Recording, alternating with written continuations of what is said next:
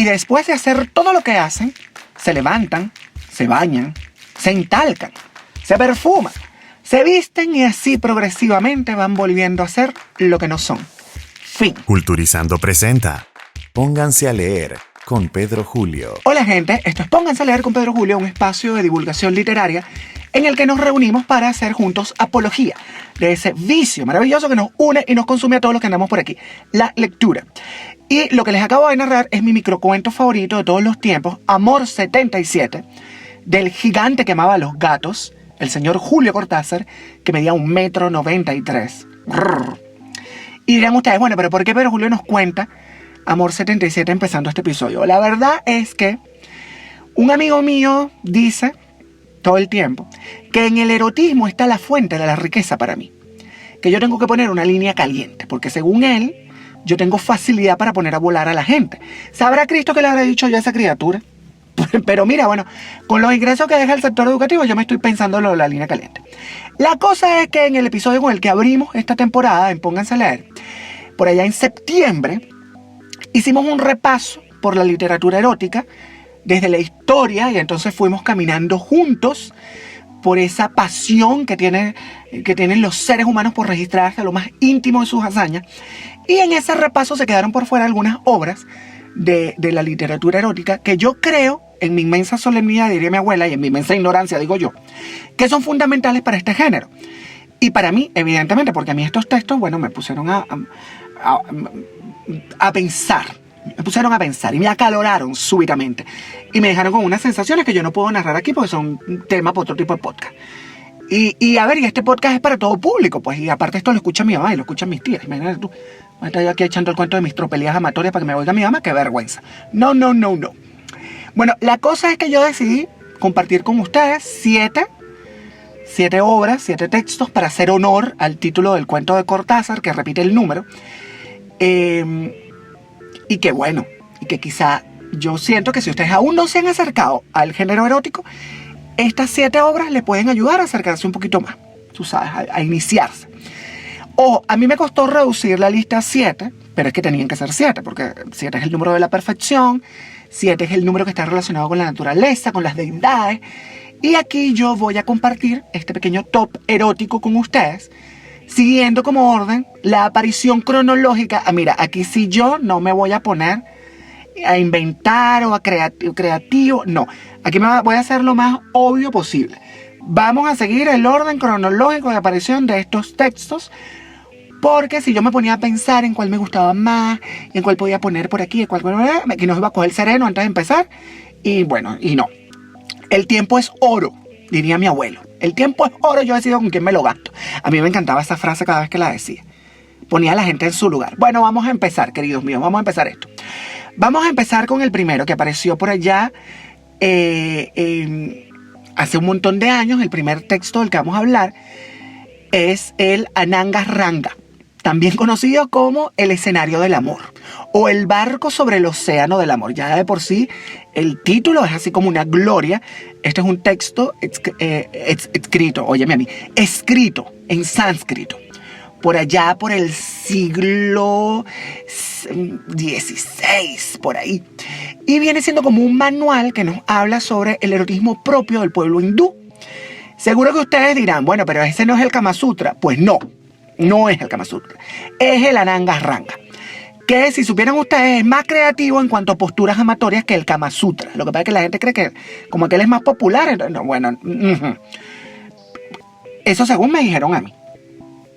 Ok, el Ananga Ranga es una enciclopedia del amor sexual que fue escrito por un señor que se llamaba Kalyana Maya, y la intención de la escritura de este texto era para instruir en los secretos amorosos al rey Lat Khan, que era hijo del rey Ahmed Khan Lodi. Este tal Kalyana Maya fue un poeta indio del siglo XVI, oriundo de Kalinga, y pertenecía a la casta de los Kshatriya.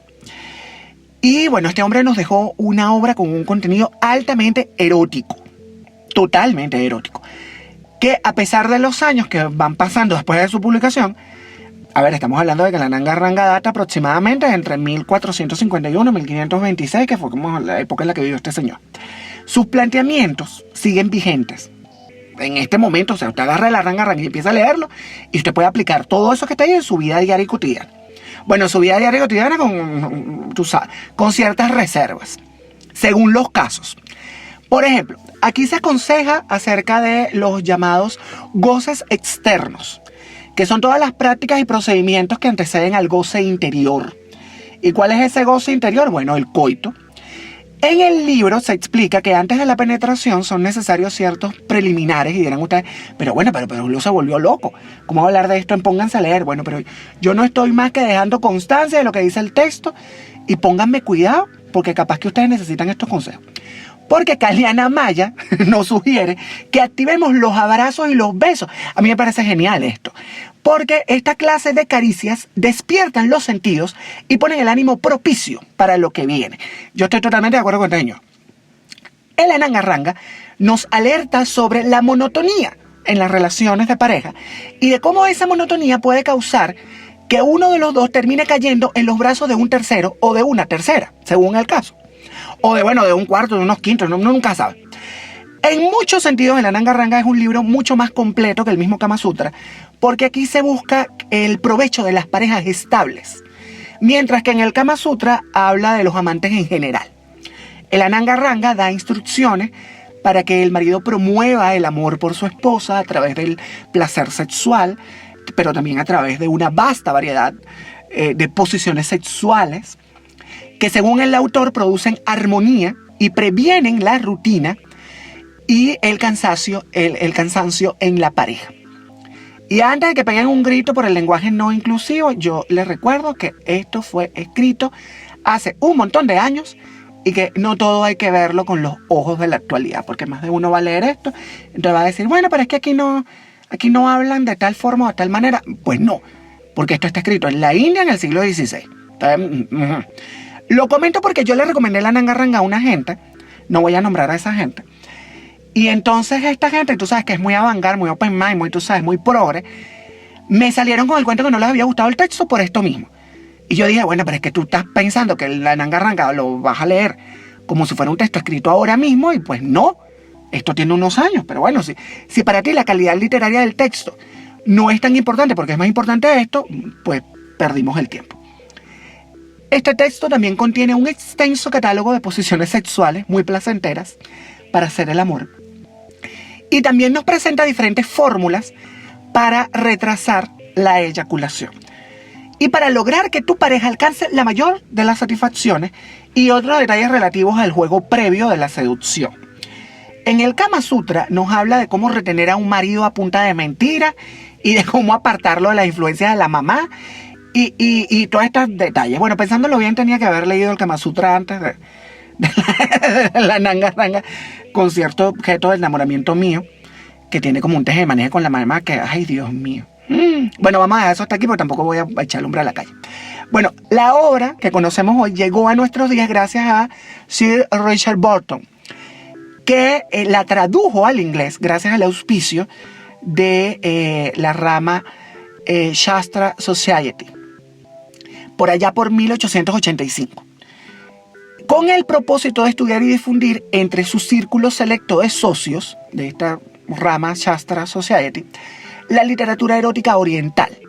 Cuando Sir Burton murió, su esposa, Isabel Burton, quemó la traducción porque consideró que la obra era sucia. Pero esta señora, por favor, ¿me estás hablando en serio, Isabel? ¿De verdad? Con todas las satisfacciones que pudo haberte dado tu marido leyendo este libro. Bueno, querida. Bueno, antes de que a mí me dé un síncope con la indignación, vamos a continuar con el siguiente libro, porque a mí esta mujer... Bueno, vamos a continuar. Mire, voy a leer textual, aquí a continuación, el inicio de una obra, pónganle cuidado. Érase una vez, en la lejana Persia, un rey llamado Shahryar, que fue traicionado por su esposa y decidió no volver a confiar en ninguna otra mujer. Durante los años siguientes, cada noche desposaba a una doncella y a la mañana siguiente la hacía ejecutar, hasta que la inteligente hija de su visir, Sherazade, ideó un plan. Cada noche contaba al rey una historia y la dejaba inconclusa, prometiendo contarle el final a la noche siguiente y salvándose así de la muerte. Pero empezando otra nueva con la promesa que sería aún mejor que la anterior. Así fue durante 1001 noches hasta que el rencor de Shahryar se hubo apagado y enamorado de Sherazade renunció a la cruel venganza. Aquí ustedes ya reconocieron la obra, seguro que sí, efectivamente, tesoros míos. Las 1001 noches, una gloria, un texto que mucha gente cree que es para niños, pero que también está cargado de erotismo. A ver, Las 1001 noches es una recopilación medieval de cuentos tradicionalmente del Medio Oriente o tradicionales del Medio Oriente, que según los estudiosos y el cuentista y los cuentistas de la época, es obra y es compilado y traducido de las historias folclóricas al árabe del siglo IX por ahí, por un señor persa que se llamaba Abu Abd Allah Muhammad el-Gashigar. Yo espero haber pronunciado correctamente este nombre de este señor, porque yo antes de grabar esto estuve practicando. Bueno, aunque fue recopilada a lo largo de muchos siglos por varios escritores y traductores y académicos que estuvieron por ahí transitando por el Asia Occidental y por el Asia Oriental y el sur de Asia también, muchas de las historias tienen raíces del folclore y de la literatura árabe antigua y medieval, pero también aquí hay folclore egipcio, indio, persa y hasta mesopotámico. Las primeras versiones, consideradas como canónicas, fueron publicadas durante el siglo XVIII y contenían unas 200 historias. Luego, en 1717, el arqueólogo francés Antoine Galland trabajó en una traducción y esa es la obra que introdujo las historias de Aladino y de Alí Baba porque le parecían atractivas. En la década de 1820, en Prusia, se publicó una versión de gran extensión, de 12 volúmenes, que aquello era, bueno, una maravilla, pues, todas las historias que se contenían ahí. Pero ¿por qué esta obra está aquí? Porque en Las 1001 noches, vamos a empezar, a ver, ¿qué tenemos en Las 1001 noches que nosotros creemos que es erótico? Para arrancar, yo no creo que Sherazade haya entretenido a este sultán solo con palabras. Bueno, capaz que yo soy una especie de Sherazade, ahora pensándolo bien, con lo de la línea caliente. Estoy pensando seriamente en eso de la línea caliente. Que Patreon ni que nada, lo mío está ahí en ese tipo de negocio. La cosa es que según el texto, ojo, que después dicen que yo estoy pensando en esto. Bueno, no sé. Después hablamos de eso. La cosa es que según el texto, y eso sí de forma muy sutil, ella entre cuento y cuento le entregaba más que palabras a este señor, le entregaba cuerpo y alma al tipo. Que también, bueno, la pobre mujer estaba como intentando que no la mataran. Entonces es válido también que, bueno, nena, a ver, pongamos toda la carne en el asador porque tenemos mucho que perder. La vida, por ejemplo. Y a mí, esta historia me recuerda a una historia bíblica. La historia de Esther. Pero no nos vamos a ir por ahí. Pero si a usted le interesa la historia, este tipo de cuentos, de historia y tal, yo les recomiendo la Biblia católica, porque en la Biblia protestante no está el libro de Esther. Diría mi abuela, a esa Biblia le faltan unos libros. Efectivamente. A la protestante le faltan unos libros, por ejemplo, el libro de Esther. Ese no está ahí. Bueno, en la obra, las descripciones de los actos amorosos de Sherazade y el sultán son sublimes. Pero no son los únicos. Aquí también hay más gente a la que se le bendice con la ceremonia de la carne deleitable. Imagínate tú los términos. Y en cada encuentro, pues, nosotros nos encontramos con mucho detalle y de una forma muy vívida se nos cuenta, se nos narran estos encuentros amorosos que son capaces de sonrojar y de echar a andar la imaginación de cualquiera.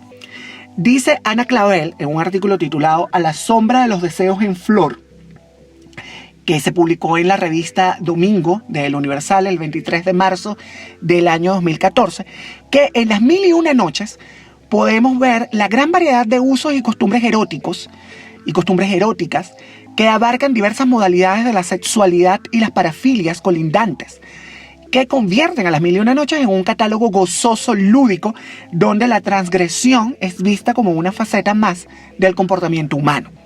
A ver, vamos a buscar un cuento para ejemplificar esto. Hay uno que se llama La luna más bella entre todas las lunas, en el que Scheherazade nos cuenta la historia de la princesa Budur, que tiene que acudir al travestismo y al lesbianismo para buscar a su amado en tierras lejanas.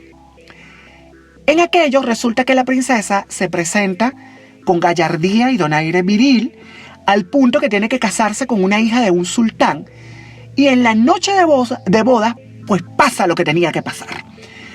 Sí, pasa lo que tenía que pasar. Y eso se nos cuenta con lujo de detalles en esta noche nupcial de ambas princesas en Las Mil y Una Noches. Es una joya, es oro molido, cada párrafo. Así que, bueno, si quieren erotismo bueno, bien narrado, sublime, exótico, váyanse a Las Mil y Una Noches y no pierdan el tiempo con tanto bodrio que hay por ahí, que dicen que es erótico, lo que está es mal escrito. Seguimos avanzando. Ahora vamos a dar un salto, vamos a echar un brinco. Y nos vamos a 1928. Y ya les dije que aquí nos vamos en orden de aparición. Entonces, de manera que más de uno debe estar pegando un salto al ver que no nos detuvimos en Francia con el famoso Marqués. Pero es que a ese señor le vamos a dedicar un episodio para él solito. Y bueno, y aquí vamos a irnos directamente al siglo XX. Y llegamos a la historia del ojo, de la mano de otro francés, el escritor, antropólogo y pensador Georges Bataille. Yo tengo que adelantar que cuando me presentaron este libro, que fue un amigo mío, que por cierto fue el mismo que me presentó Teleni de Oscar Wilde, y otra serie de obras, en una fase de descubrimiento, de confusión en la que yo vivía perennemente en esa época, y tenía la cabeza en mil partes. Bueno, este pana me dijo que Historia del Ojo era la obra maestra de la literatura erótica. Y yo dije, pero ¿de dónde sacará este hombre semejante sentencia? Bueno, pues resulta que esta es la obra de un autor que se dedicó a escribir de forma magistral las características representativas del género erótico, que lo hace y lo hizo este caballero utilizando la clave de la prosa surrealista.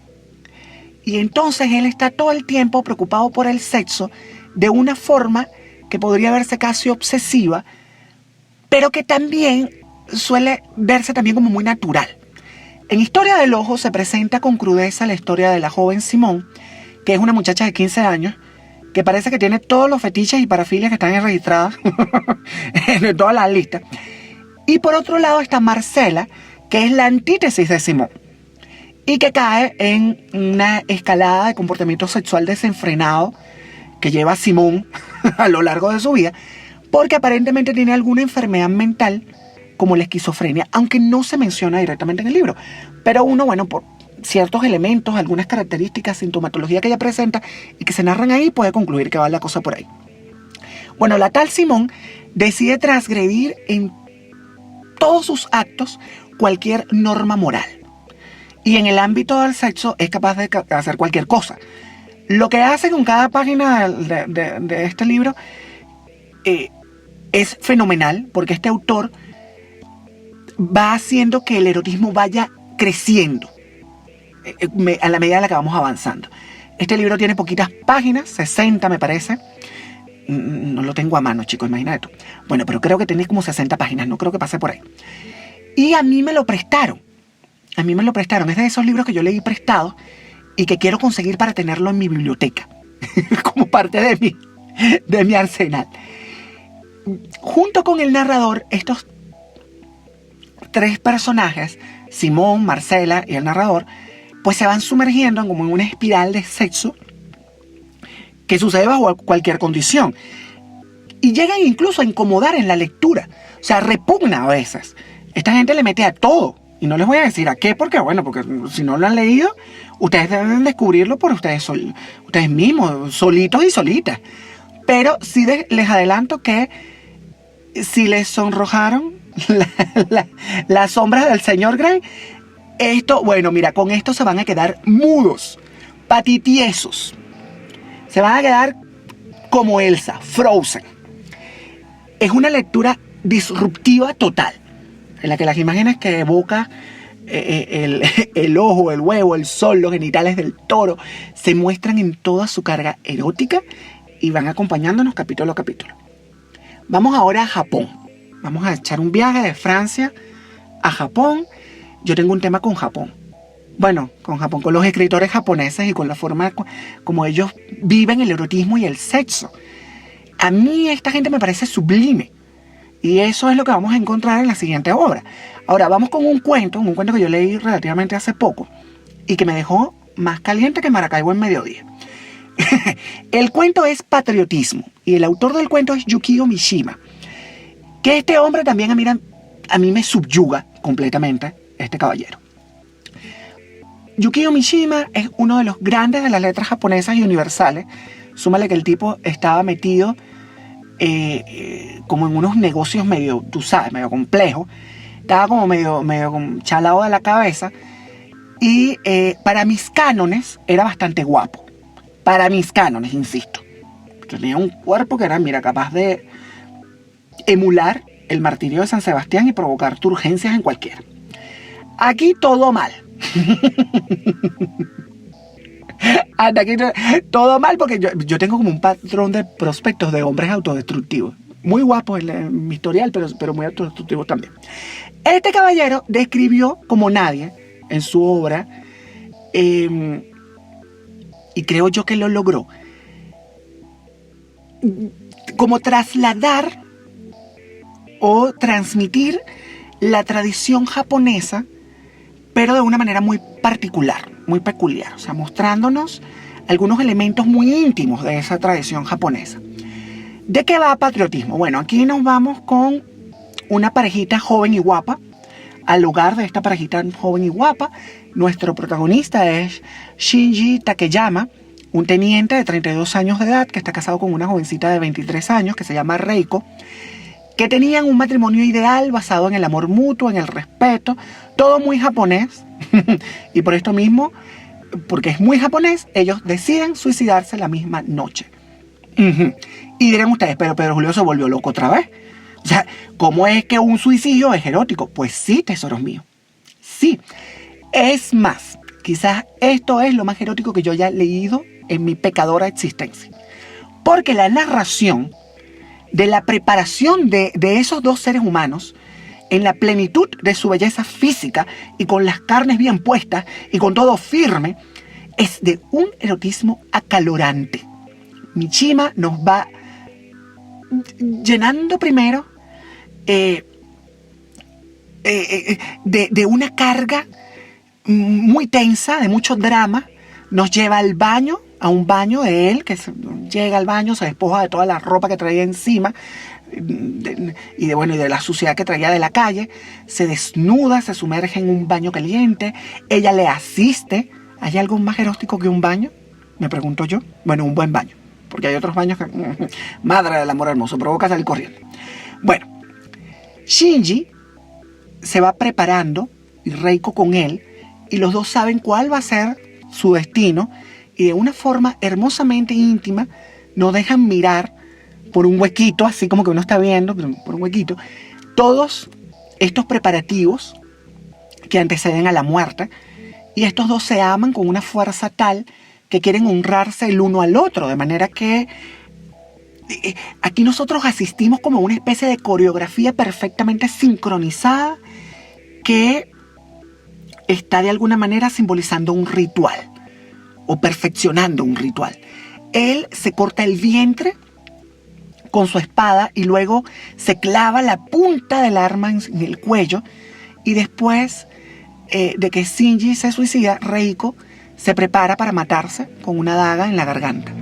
Pero antes del suicidio que planean esa madrugada, los esposos pasan su última noche juntos.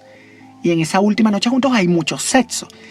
Y como saben que va a ser la última noche, se destacan totalmente. Y uno es capaz de sentir la pasión de estos dos a través de las páginas. Solo Mishima es capaz de mezclar un seppuku con sexo y hacerlo de una manera tan sutil que nos estremece, porque este hombre era un grande. Es curioso y muy curioso, y quizá un poco perturbador, que el final del protagonista de Patriotismo haya sido el mismo final que tuvo Mishima. Un suicidio que básicamente tenía como las mismas causas, el honor. Este cuento hay que buscar. Ok, gente, yo me doy cuenta que si yo sigo aquí y nos faltan algunos textos, esto va a salir muy largo. Entonces, ustedes se van a cansar y no van a seguir escuchándome y fracasaremos todos de manera estrepitosa. Entonces, para dejar un poco el drama, vamos a cortar la cosa aquí y en el próximo episodio de Pónganse a Leer yo les voy a contar cuáles son las otras 3 obras que faltan, de las más grandes de la literatura erótica para mí, y de regalo les voy a hacer un bonus track, les voy a regalar un adicional. Yo espero que con estas 4 con las que iniciamos yo haya picado su curiosidad y que mientras volvemos en el próximo episodio, si ustedes no han leído esto, vayan buscándolas. Y si ya las leyeron, échenme el cuento de cómo les fue. Escríbanme a través de mis redes, @PedroCNOA, en Instagram y en Twitter. Y yo les respondo. Si respondo tarde, eso sí, ya lo saben ustedes. Yo soy el rey de las conversaciones en diferido. Yo respondo, pero siempre respondo. Ok, gente, nos escuchamos pronto. Pero antes de que nos agarre el sereno y antes de irnos, les recuerdo la consigna. Ya la saben ustedes. Pónganse a leer. Culturizando presentó Pónganse a Leer con Pedro Julio.